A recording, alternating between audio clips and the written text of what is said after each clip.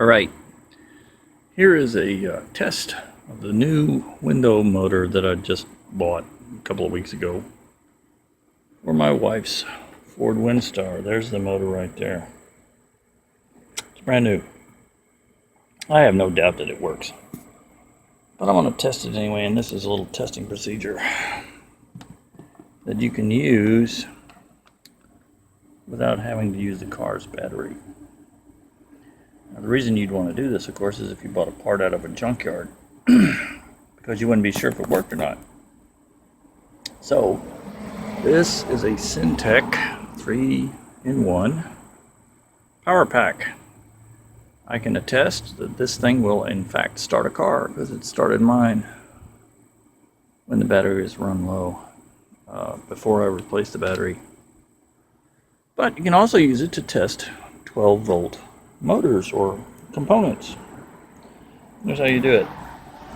You hook up a couple of leads to the component you want to test, and in this particular instance, these are test leads from a meter, so I put some alligator clip test leads onto that.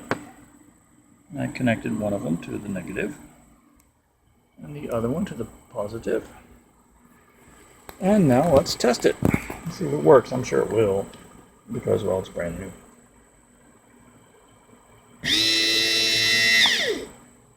Yeah, turn it on and it works.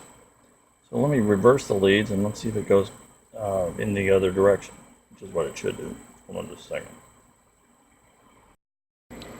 Okay, I've reversed the leads, and that's how you turn it off and on. See, this thing has a switch. Well, it's hooked up. There's no battery power flowing until you throw this switch from off to on. So let's see if it goes the other way. And it does.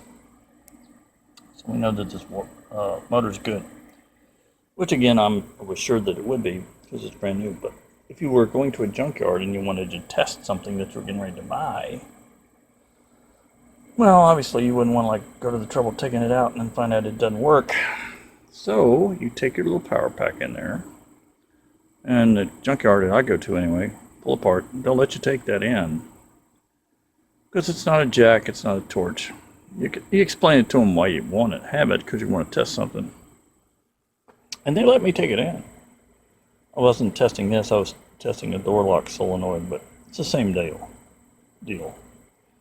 Anyway, I will be replacing this motor tomorrow. Look here, hopefully you can see it. That's the hole the stud bolt goes in. These are the two places the bolts go in. So the stud bolt comes in here, it's screwed in. It's got a little Torx fitting on the end. You screw it in there, and then you put the nut down on the bolt, the stud, to hold it firmly in place. And then these two things hold it in, firmly, so that it just doesn't flop around. This big gear right here turns.